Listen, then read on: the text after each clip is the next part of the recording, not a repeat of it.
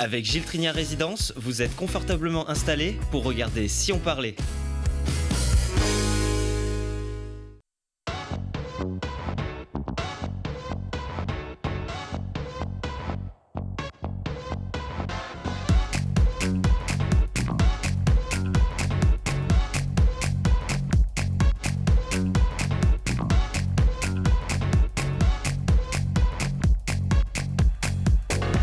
Bienvenue à tous, ils sont là, ceux qui vont percer les mystères ancestraux pour enrichir votre culture et ceux qui vont vous amuser comme des enfants. Et on est tous de grands enfants devant la grandeur des civilisations égyptiennes et le bassin grenoblois est fameusement loti avec les fêtes d'égyptologie. On voyage sur ce plateau de Grenoble aux Marquises pour rencontrer un artiste moitié grenoblois, moitié marquisien qui trace le trait d'union de ces cultures sur la peau.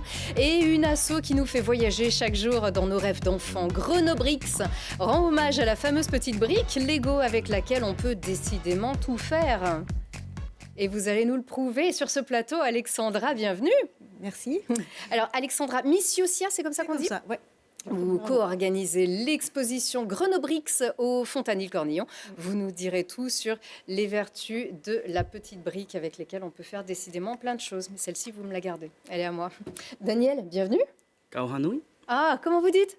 Kaohanui. Kaohanu. Ça veut dire bonjour. Ah, bonjour à vous. Vous portez un nom très intimement lié au territoire de la Côte d'Or, hein. Et oui, puisque vous appelez Daniel Moutarde.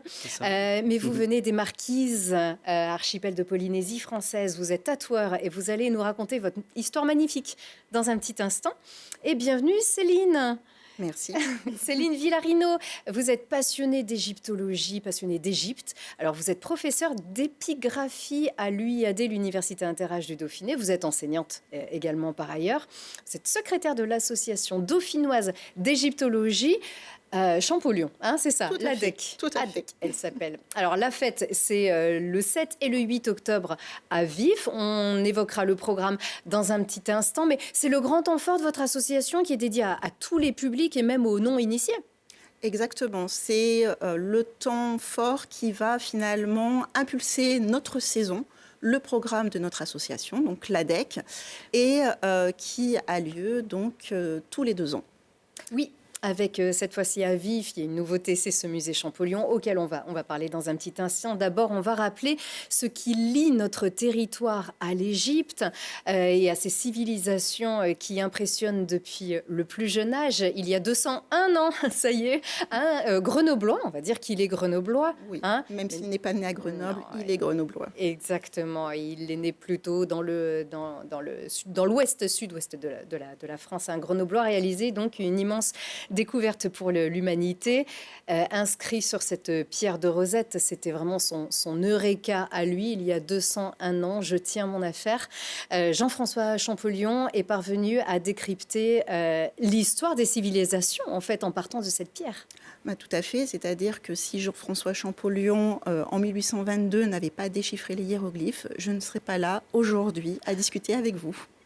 En fait, cette pierre de Rosette, on le rappelle, c'était le décret de Ptolémée, qui était un pharaon grec d'ailleurs. Et avec cette pierre, c'est écrit en 3 langues. On peut en voir, alors non pas, on peut pas la voir au musée Champollion à Vif, hein, bien sûr.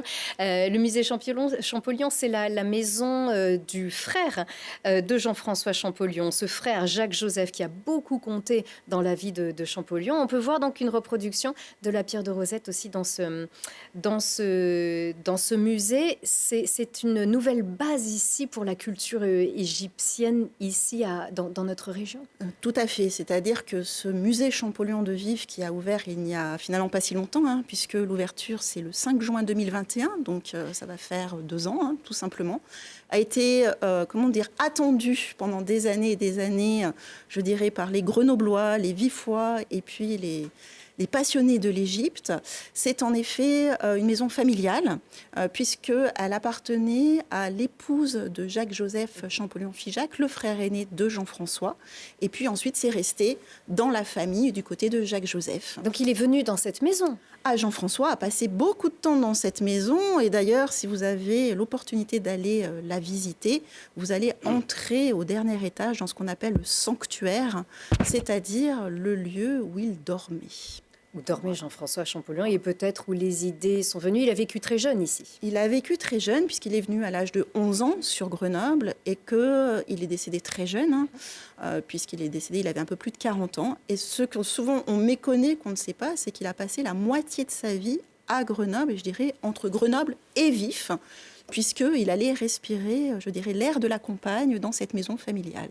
Puis en région parisienne, bien sûr aussi. Bien sûr. Et la mémoire est très entretenue, on le sait, mais on ignore encore beaucoup comment s'est passée cette histoire. Est-ce que c'est un petit peu votre rôle, à vous et à l'association dauphinoise d'égyptologie Champollion, de refaire ce lien, de recréer ce lien et de valoriser vraiment non seulement les recherches, les trouvailles, mais aussi la vie qui était exemplaire de Jean-François Champollion, une détermination, une abnégation? Totalement, je dirais même que notre association, quand elle a été créée en 1994, donc ça fait quelques années, avait été créée, je dirais, exprès pour ces archives Champollion et pour cette maison, pour qu'en fait celle-ci soit acquise et devienne un musée.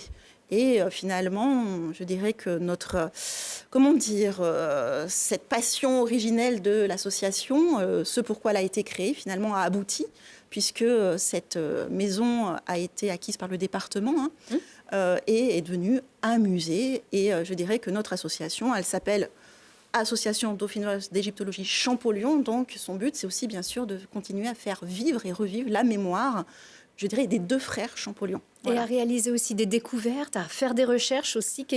Si je veux rejoindre votre association, qu'est-ce que je vais pouvoir faire? Alors, si vous rejoignez notre association, vous allez pouvoir, je dirais, assister à un certain nombre de conférences, toujours en lien avec l'égyptologie, forcément. Alors, quand je dis égyptologie, c'est au sens large, c'est-à-dire que ça peut parler de Champollion, mais pas que, On va parler d'archéologie, on va parler d'art, on va parler de littérature. Voilà, des dernières découvertes, l'archéologie en général. De l'archéologie en général. Donc, et nos conférences sont vraiment ouvertes, je dirais, aux adhérents, mais aussi aux non-adhérents. Le fait d'être adhérent, ça vous permet d'avoir un tarif préférentiel. Ça a lieu une fois par mois. Voilà, une fois par mois, vous avez l'occasion d'aller à des conférences. Et on propose à ceux qui sont un peu plus avertis des séminaires. Les séminaires, c'est quoi? C'est sur une journée. On va inviter un spécialiste qui va aborder une question et avec qui on va entretenir un échange pour essayer d'aller au plus près de la mise à jour des nouvelles connaissances. Voilà. Et vous allez aussi avoir la possibilité de participer à des escapades, à des voyages. Voilà, donc on propose un certain nombre, je dirais, d'activités, toujours en lien, bien sûr, avec l'Égypte. D'accord, donc si je vais aller en Égypte avec un bon guide, je frappe à la bonne porte. Exactement. Vous êtes allé déjà en Égypte? Non, pas encore. Peut-être bientôt maintenant. Oui, c'est sûr. La croisée des civilisations, ça serait magnifique, hein, Alexandra? Moi, j'ai cette chance et c'est vrai qu'on a envie de tout savoir, puisque c'est important aussi quand on va visiter ces contrées de voir, parce que la beauté est saisissante, mais c'est un petit peu comme se promener dans un musée sans rien savoir des artistes, ni des œuvres. Voilà, c'est un petit peu ça. Allez creuser un peu. On a tous les outils donc ici à Grenoble. Vous êtes donc professeur d'épigraphie à l'Université Inter-Âge du Dauphiné. Qu'est-ce que c'est l'épigraphie? Voilà, l'épigraphie, alors c'est un mot un peu barbare. Je dirais même, je vais aller plus loin puisque je suis professeur d'épigraphie égyptienne. Ça paraît logique. Oui. Et en fait, qu'est-ce que c'est? C'est simplement apprendre à lire les hiéroglyphes. Mais on ne sait pas tout sur les hiéroglyphes aujourd'hui. Alors, on sait certaines choses et on a encore beaucoup de choses à découvrir. Beaucoup de choses à découvrir, je n'irai pas jusque-là. C'est-à-dire que grâce à Jean-François Champollion, on sait déchiffrer les hiéroglyphes. C'est-à-dire qu'en fait, maintenant, quand on est face à un texte écrit en hiéroglyphes, on est capable de le lire, mais surtout, on est capable de le comprendre. Voilà, c'est pas simplement la lecture, mais c'est aussi de le comprendre et de se rendre compte que finalement, on est face à une écriture et une langue structurée avec une vraie grammaire. Donc, c'est-à-dire faire de l'épigraphie égyptienne, c'est vraiment apprendre la grammaire des anciens Égyptiens, comprendre comment ils structuraient leurs phrases. Donc, de la grammaire avec des petits dessins, avec des représentations. Avec une écriture figurative. Voilà. Donc, mais c'est pas parce qu'on est une écriture figurative avec des dessins qu'on n'est pas face à une vraie écriture, une vraie langue, une vraie grammaire. Pour avoir vu les bonus de Astérix Mission Cléopâtre, il y a une scène coupée d'ailleurs avec Omar Sy où voilà, ils se disputent, ils sont en train justement de graver un hiéroglyphe en fait avec, il ne sait pas où faire l'accord, c'est au-dessus, ça se place au-dessus, en dessous. Voilà, c'est à peu près ce genre de questions qu'on se pose aussi en cours. Voilà. Bon alors, on est très humble alors face à vous qui connaissez, qui savez lire, c'est vrai que c'est un rêve pour beaucoup d'entre nous. Et également, vous êtes une des spécialistes des collections au musée de Grenoble, puisque ce musée de Grenoble a la grande chance de posséder une collection. Une expo, d'ailleurs, avait été dédiée à l'égyptologie. D'ailleurs, depuis 1994 et l'ouverture du musée, c'est pas un pavillon comme au Louvre, mais en tout cas comment est-ce qu'on dit, un quartier égyptien, une section Égypte. Voilà, au musée de Grenoble, qui pour l'instant n'est pas visible. Alors où en est-on ? Alors malheureusement, en effet, le musée de Grenoble a la chance d'avoir donc une section égyptienne. Donc des antiquités égyptiennes. Des antiquités égyptiennes avec voilà, des objets de cette civilisation antique.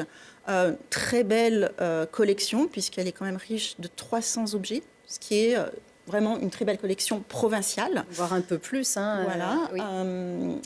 Elle est fermée depuis 2 ans parce qu'en fait, il y a le projet de restructurer cette section. C'est-à-dire, en gros, de repenser, réfléchir à la présentation des objets et de la présenter de façon complètement différente de ce qu'elle est présentée. On refait tout. Voilà. On refait tout.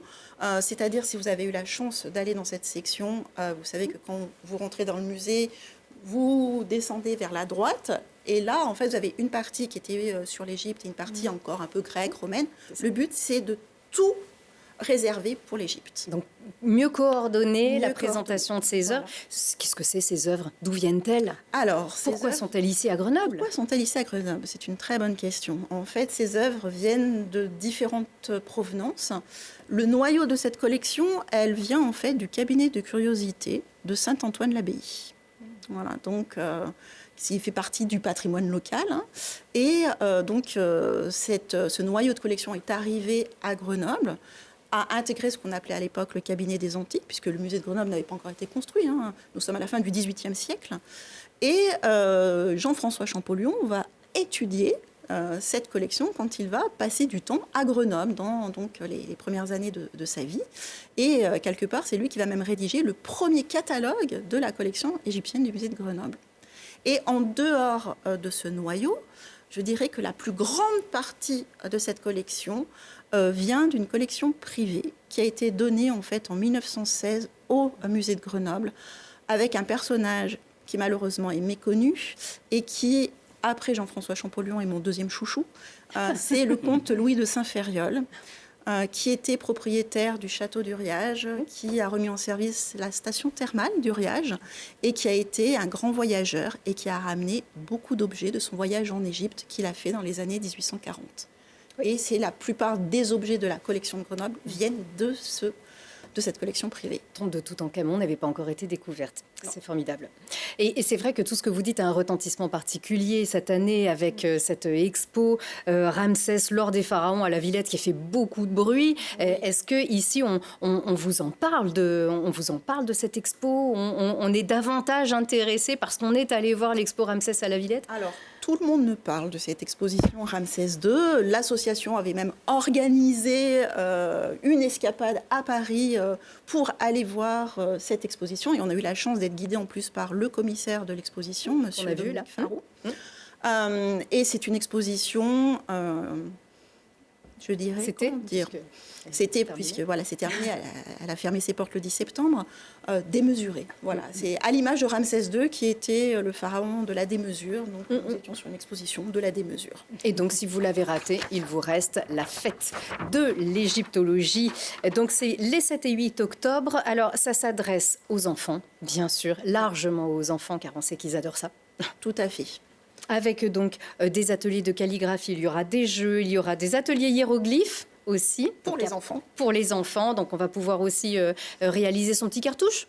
Exactement. Avec son prénom. C'est tout à fait ça. Et voilà, parce qu'il y a aussi des lettres, il y a non seulement des phrases, des symboles, mais des lettres, etc. Donc on peut tout apprendre avec vous, des conférences, des ateliers, des maquettes. C'est les 7 et 8 octobre, donc c'est à la salle polyvalente de Vif. Voilà, c'est à la salle polyvalente de Vif. Et juste pour savoir, c'est que le samedi 7 octobre, ça sera plutôt consacré aux conférences. Donc je dirais là plus sur un public adulte. Et par contre, le dimanche, c'est pour le grand public et les enfants. Voilà, avec, comme vous l'avez dit, des jeux, des maquettes, ateliers hiéroglyphes pour enfants, calligraphie, etc. Vous l'avez déjà ici sur le plateau, l'Égypte. Je ne sais pas si on peut l'avoir là, juste devant Alexandra. Voilà, il est joli. Vous arrivez à le reconnaître, celui-ci, ce temple? Alors, pas vraiment. Pas exactement. Je pense que c'est une inspiration. Voilà. C'est largement inspiré de licences. Vous pouvez le porter un petit peu devant vous. Je sais pas. Voilà, magnifique. Ah oui, il y a un petit côté le temple de les colosses de Memnon, qui ne devait pas avoir cette allure-là d'ailleurs. Mais attention, on va pas tout casser. Non, c'est fait pour. Eh ben voilà. Allez, on casse et on reconstruit. Merci beaucoup à vous. On va voyager de l'Égypte jusqu'aux Marquises. Allez, on traverse le Pacifique tout de suite.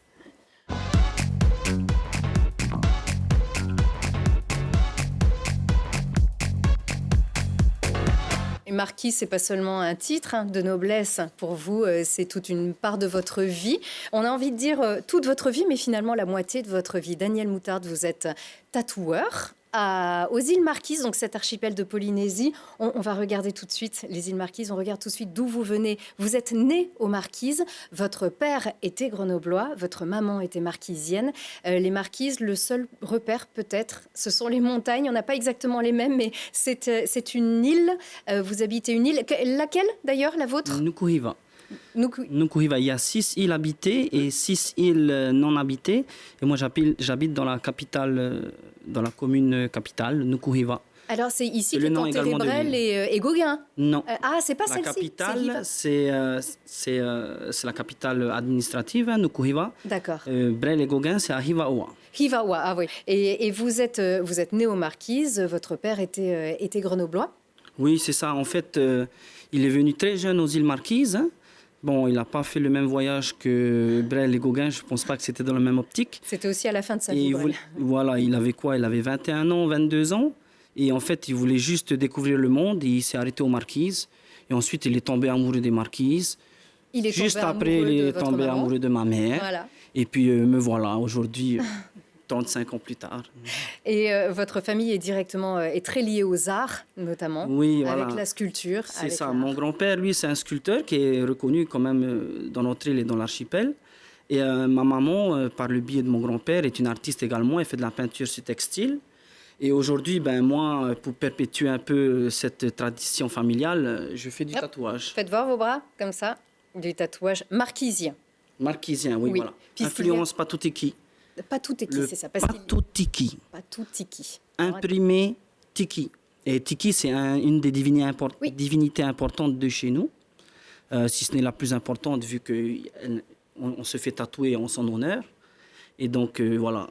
Alors, on va venir justement à cet art dans un petit instant. Vous êtes ici à Grenoble pour redécouvrir, vous réimprégner aussi de ses racines, c'est-à-dire de cette part de votre vie et de votre ADN. Oui, en fait, comme comment il s'appelle Jean-François Champollion. Champollion, la première fois que je suis venu à Grenoble, j'avais 11 ans. Et j'étais en vacances. Et ensuite, je suis venu faire mes études ici, à l'âge de 20 ans. J'ai un DUT en réseau et télécom, ce qui n'a rien à voir avec le tatouage. Et j'ai fait mon stage à France Télécom ici à Grenoble, j'étais chez ma mamie. Et depuis cette époque, je ne suis pas revenu. Mon père étant décédé il y a 6 ans, c'est un peu un... Vous revenez, voilà, vous en avez renouer le lien avec ma famille. Et c'est une opportunité que j'ai saisie. Et comme je suis tatoueur, du coup, j'ai profité de l'occasion pour contacter un salon de tatouage polynésien. Parce qu'il y en a à Grenoble. Oui, il y en a. Maui Art Tatau, des pointures. On peut le dire, c'est un peu votre coup de cœur du jour, c'est rue Gabriel Péri. C'est ça, c'est mon coup de cœur. Et voilà, je sors de séance là. Oui, parce que alors, le tatouage polynésien, il est très à la mode. Le tatouage en général aussi. Il y a beaucoup de personnes qui sont concernées. On ne parle pas de mode, on parle d'une tendance et qui perdure. Aujourd'hui, ce n'est plus insolite, ce n'est plus marginal. Beaucoup de personnes intègrent et il y a les tatouages thérapeutiques aussi qui rappellent un proche et qui permettent de se reconstruire, de garder la mémoire. Un tatouage culturel, tatouage pour faire joli aussi. Oui, c'est ça. À l'époque où le tatouage, le patutiki a été inventé, il y a 1000-2000 ans quand même, et ils avaient une approche plus spirituelle, c'était un acte religieux. Aujourd'hui, nous, on l'a gardé dans notre expression artistique, mais il y a quand même une profondeur. Par exemple, sur mon tatouage. Voilà, alors ça, c'est les... Oui, allez-y, montrez-le nous, on va voir les vôtres après. Il y a un symbole qui signifie mon père. Là, un petit bonhomme. Oui. C'est un peu comme les hiéroglyphes, c'est imagé. mais il n'y a pas de grammaire. D'accord. C'est plutôt des concepts qui sont véhiculés comme une sorte de talisman. Donc, j'ai demandé à mon cousin, après la mort de mon père, de me faire un tatouage pour me rappeler justement cet homme. Donc, voilà, tout ça, ça représente mon père, qui était secrétaire général de la mairie de mon petit village. Qui a beaucoup œuvré aussi pour le développement des communications en Marquise. Et alors, sans entrer dans le détail, on a envie de tout savoir, bien sûr, mais si cette émission faisait 1h30, voilà, on aurait le temps. Mais c'était historiquement une carte d'identité aussi. C'est ça. Notamment pour les marins, au cas où ils s'égareraient en fait, dans l'océan. Le tatouage marquisien est très spécifique, c'est-à-dire qu'elle est reconnaissable entre tous. Oui, pourquoi par quoi? Déjà par la structure. Il y a des lignes blanches qui rappellent les lignes de vie. Et les plaques noires. Beaucoup de noir, ça c'est typiquement marquisien. Là, ce qu'on voit ici? Là, ce qu'on voit, c'est du patotiki, mais avec un œil moderne. Aujourd'hui, il n'y a pas tout le monde qui veut se mettre des plaques noires. Et voilà. C'est magnifique. Et donc, on peut adapter, voilà. On peut adapter selon la demande, parce qu'aujourd'hui, on a évolué. On ne vit plus comme nos ancêtres, on n'utilise plus les mêmes appareils, enfin les mêmes outils. Eux, ils étaient à la pointe de leur technologie avec leur tap-tap. C'est ça, c'est une dent de requin ou de tortue, une écaille de tortue accrochée. Écaille de tortue, dent de requin et os humain des fois. Des fois, ils voulaient vraiment se rattacher avec leurs ancêtres, qu'ils utilisaient une partie, soit du grand-père, de l'arrière-grand-père. Et quand les rats sont arrivés, ils utilisaient aussi des dents de rat. Les dents de rat. Et voilà, c'est pour la finesse. Quand même. Ils faisaient attention à l'hygiène. On n'a pas, dans l'histoire, on n'a pas entendu beaucoup de problèmes avec ça. Et après, je ne pense pas qu'ils avaient de quoi répertorier. Peut-être pas. En tout cas, les techniques ont évolué. Vous faites cette technique du tap-tap? Non, je ne me suis pas encore mis au tap-tap. Par contre, j'en porte sur moi. Vous allez nous montrer. Ça, par contre, ce sont vos réalisations. Voilà. Donc, on voit la dimension qui est très artistique, qui est très historique. Ça, donc... on s'adapte avec la clientèle. Les personnes, moi, je tatoue beaucoup des personnes qui viennent de voilier. Et ils ont fait des kilomètres. Et donc, du coup, j'essaye de mixer entre les significations ancestraux et ce qu'eux, ils veulent voir apparaître. Après, ça fait travailler notre créativité.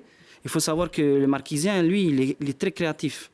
Ça se voit sur les sculptures, malheureusement, j'en ai pas ramené. Le tatouage a une structure claire et nette, que la sculpture, on peut partir un peu plus sur de la création, et avec moins de barrières, moins de règles. Et la sculpture marquisienne, elle est réputée pour être tout en finesse. Sachant qu'à l'époque, il n'y avait pas de métal. Donc, il travaillait sans métaux. Donc, c'est ça qui est remarquable. D'accord.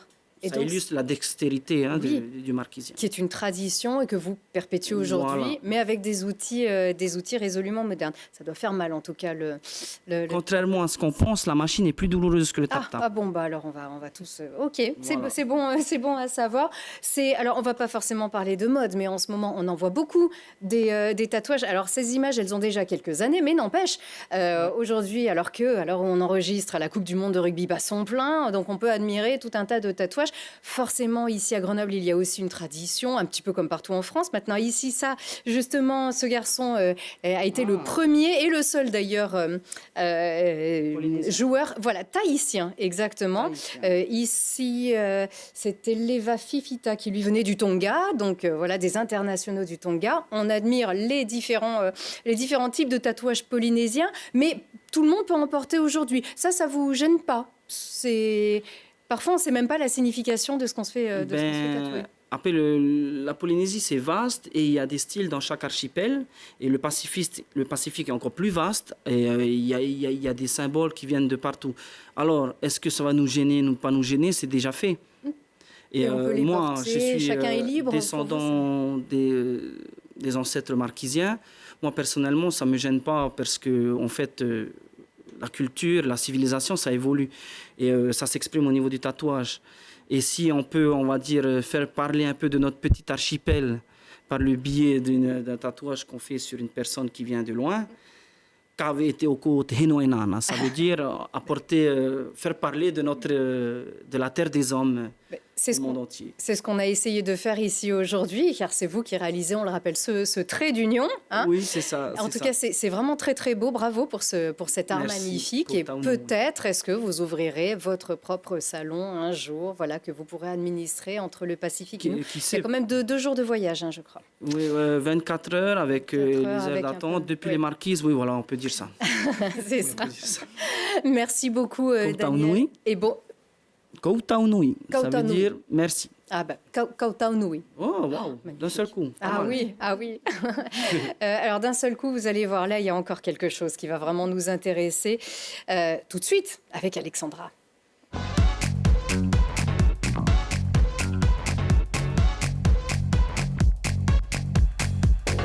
Vous vous rappelez le film Pour 100 briques, t'as plus rien ?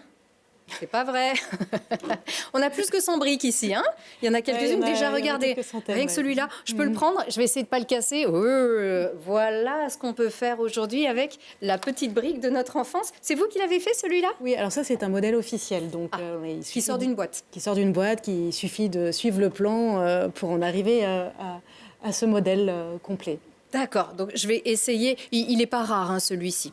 Il est pas rare. On le trouve encore bien. Alexandra, vous êtes là pour nous montrer que le Père Noël existe, les lutins, les fées aussi. On va s'amuser avec vous. Alors avec vous, et pas que d'ailleurs, c'est toute une association qui s'appelle l'association Grenobrix, qui organise les 7 et 8 octobre au Fontanier une expo Lego. 14 et 15 octobre. Allez, 14, j'ai dit les 7 et 8. Tant mieux, on a encore plus de collègue égyptologue. C'est vous les 7 et 8. Ah bah oui, effectivement, je ferais bien de relire aussi mes notes. Tant mieux, alors on a encore un petit peu plus de temps pour se préparer. On n'est pas obligé de faire un choix, on peut faire les deux.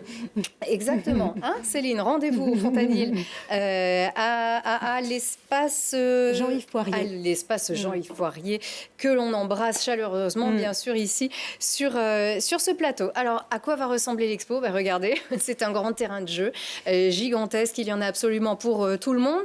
Il y a des univers, il y a des officiels. En fait, c'est toute la passion du Lego qui s'expose. Oui, il n'y a pas de limite, il n'y a pas de contrainte.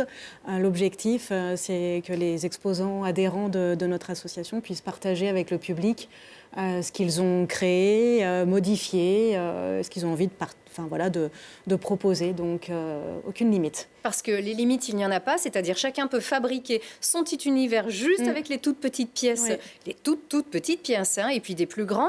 Aujourd'hui, on trouve de tout, on peut créer son univers, et puis on peut aussi exposer les modèles qui sortent d'une boîte et qui sont réalisés avec beaucoup de patience, comme votre vaisseau. Oui, totalement. Le vaisseau, c'est ce qu'on appelle un set officiel, donc qui a été proposé par Lego et qu'on peut acheter dans les magasins ou en ligne. Et puis après, il va y avoir, par exemple, là, ce qu'on voit, des constructions, ce qu'on appelle des MOC, des My Own Creation, en anglais. Ma propre création. Ma propre création. Et donc, c'est ça qui est intéressant parce que, quelle que soit la thématique, qu'elle soit spatiale, médiévale, ou de l'ordre de Noël ou d'Halloween, comme on a vu sur les images, on peut tout faire. C'est une marque qui s'est extrêmement diversifiée pour répondre commercialement aux attentes de tous les clients. On a eu des grandes collections Disney, on a des collections Harry Potter, il y a des Star Wars, et puis certains univers qui m'échappent un petit peu. Donc voilà, ça c'est tout prêt, c'est tout fait. À l'époque, c'était beaucoup plus simple. À l'époque, on avait quelques briques de quelques couleurs avec moins de références de pièces et on arrivait quand même à faire des choses très chouettes. Après, c'est vrai que maintenant, on a une profusion de propositions et du coup, c'est pas mal non plus parce que ça fait évoluer les possibilités et du coup, ça permet aussi plus d'accessibilité pour les gens. Peut-être qu'avant, les plans étaient peut-être un peu moins bien conçus. La diversité était plus limitée, notamment sur les figurines. Là, maintenant, on a beaucoup plus de propositions de chevelure, de teintes de peau. C'est parfois pas très bien fait, mais au moins, ce qui compte, c'est jouer, bien sûr. Parce que c'est vrai que c'était la création, la créativité. Au départ, je sais pas, nous, petits, il fallait qu'on crée, on s'amusait à créer des maisons. quand ça vient d'une boîte avec au moins, ça a l'avantage d'amener les enfants, d'avoir une patience. C'est très éducatif, finalement. On suit une règle et on la reproduit. Oui, et ça permet vraiment, c'est vrai qu'avec les plans, de pouvoir canaliser et puis d'avoir un rendu qui est satisfaisant, parce que quand après on fait ses propres constructions, des fois on est très content parce que on est content de ce qu'on a fait et qu'on a plus ou moins de facilité, et des fois un peu moins, donc il faut s'exercer de plus en plus pour avoir un peu plus de compétences. Ah oui, quand il y a un raté, il y a un raté. Hein. Il faut parfois le faire. C'est ça, mais et ce qui est aussi agréable, c'est que qu'on soit jeune ou adulte, au final, on continue toujours à apprendre en faisant, en construisant, en s'exerçant, et ça, du coup, dans le cadre de l'association, c'est assez agréable de pouvoir partager avec d'autres personnes cette passion-là, et de pouvoir s'échanger des techniques, des propositions, se faire voir des choses auxquelles on ne serait pas allé. Le Lego, c'est la couleur, c'est la forme, c'est très éducatif, c'est même thérapeutique. Et vous réalisez des ateliers, vous proposez des ateliers pour les enfants. Ce sont des ateliers psychologiques. Alors, maintenant, on est sur des ateliers qui sont plus sur un versant psychopédagogique, qui sont ouverts pour tous les enfants. Et après, des enfants qui auraient des besoins particuliers, moi, je les reçois, parce que dans le cadre de ma formation, je suis, plus expérimentée pour accueillir des jeunes qui auraient besoin d'un contexte plus rassurant ou d'adaptation dans les constructions. Ça veut dire qu'on est dans l'analogie de la construction, en fait. Oui. Voilà. Avec cet outil. Avec cet outil-là. Et puis après, alors c'est vrai que thérapeutique, c'est dans le cadre de mon travail, pas dans le cadre associatif. Donc, et c'est vrai que là, les vertus sont assez intéressantes, parce qu'on peut mener les jeunes à créer des projets en groupe, pouvoir, et on l'a vu dans les images, par exemple, sur les images d'Halloween, du diorama Halloween. C'était typiquement, en fait, un diorama qui avait été construit sur un week-end par une vingtaine de jeunes, auquel s'est ajoutée une de mes camarades d'association qui a pu mettre ses modèles en plus, et on a créé tous ensemble une grande scène d'Halloween. Et ça, c'est ce qu'on aime aussi dans l'association, c'est de pouvoir faire venir à la fois des jeunes de tout horizon, et puis des adultes aussi de tout horizon, et de laisser la place à tout le monde pour partager cette chose autour des Lego. Voilà, les vertus, la créativité, bien sûr, thérapeutique. Puisqu'on va un petit peu au bout, il y a donc ce garçon dont le prénom m'échappe, Monsieur Guimet, donc, qui est à Saint-Nazaire-les-Mzem, et qui, lui, a... Alors ça, je sais que Lego le propose aussi, c'est-à-dire officiel. On peut créer un portrait ou une image à partir d'une photo, mais on peut aussi le faire d'une manière individuelle et artisanale, et c'est très bien aussi. Voilà, on peut reproduire des choses absolument magnifiques. Et on peut aussi également apprendre le braille aux enfants avec le Lego, c'est-à-dire avoir cette vertu ludique de l'apprentissage de l'écriture braille pour les personnes, les non-voyants ou malvoyants. Donc ça, c'est illimité. Et petite parenthèse, il faut savoir que dans ce projet qui a mis quelques années à se monter avec le groupe Lego, ce sont des représentants français qui ont proposé et qui ont œuvré et qui ont conceptualisé avec l'équipe Lego sur les briques pour braille. Donc franchement, c'est très très beau de voir que c'est enfin sorti. Marie Audou et Marc Angeli, on est très fiers de ces Isérois qui font des choses vraiment magnifiques. Bon, si on joue un petit peu, ça c'est mon chouchou, vous m'avez dit que celui-là, il était le petit Yellow Submarine des Beatles. Attention, je croyais les avoir perdus et j'avais oublié que...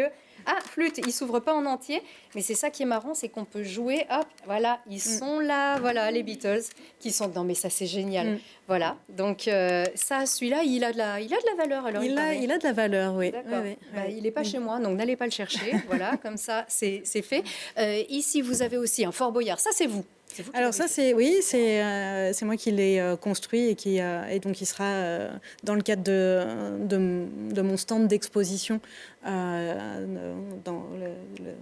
mi-octobre. C'était avec des pièces qui existent déjà. Avec que des pièces vous les faites sur mesure, on peut aussi faire ça. Toutes les pièces existent. Après, il faut les commander et il faut faire le plan et ensuite commander ce dont on a besoin et créer. Mais c'est vraiment pour illustrer que Et vous verrez, il y a vraiment beaucoup de tous nos exposants sur cet événement ont à la fois des univers, on va dire, officiels, mais aussi leur propre création. Donc je pense que le public sera ravi de pouvoir découvrir la multitude de propositions sur ce temps-là, quoi. Et l'avantage aussi, donc, les 14... et 15 octobre, ouais. Voilà, au Fontanil. On pourra aussi voir des modèles qui sortent d'une boîte, parce que quand on achète la boîte, ça a l'air très grand, puis finalement c'est tout petit. Donc on a vraiment toutes ces approches. Alors là, le Faucon Millennium, je vous dis un grand bravo. Alors le Faucon, il faut savoir, c'est parce que notre association propose aussi des petits concours sur notre page Facebook, et ça permet aussi de faire vivre et de faire bouger un peu les choses sur nos sets déjà purement officiel, quoi. Eh bien, c'est super, merci beaucoup. Le plateau de Télé Grenoble, attendez, hop. Alors, je ne sais pas si on arrive à bien zoomer, il est là, à côté de nous. Alors ça, c'est génial d'avoir pu faire ça. Il est ici, sous mon doigt. Je ne sais pas si une caméra va pouvoir essayer de l'attraper. On va voir, regardez, je vais le prendre, toc, et puis je vais le montrer parce que ça c'était génial. Voilà, vous voyez, ça c'est moi. Voilà. Une mise en abîme, bravo et merci beaucoup. Merci. D'avoir créé tout ça. On va direct sur votre coup de cœur, puisqu'on a vraiment le temps qui a vraiment galopé. Vous, c'est votre coup de cœur, c'est un duo, c'est Loma Loca. Loma Loca, un duo de guitare festive.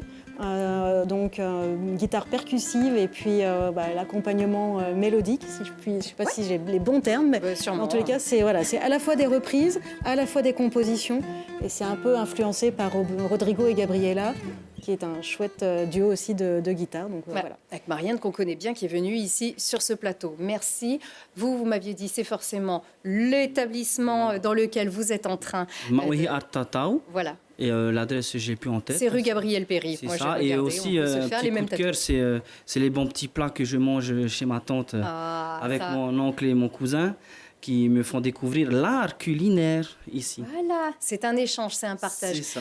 Merci beaucoup à vous tous. Nous, notre coup de cœur, c'est aussi les journées de l'égyptologie, bien sûr. Et là, c'est bien la fête de l'égyptologie, 7 et 8 octobre. Merci à vous tous. Merci pour cette déco magnifique. Et on se retrouve très vite. Au revoir.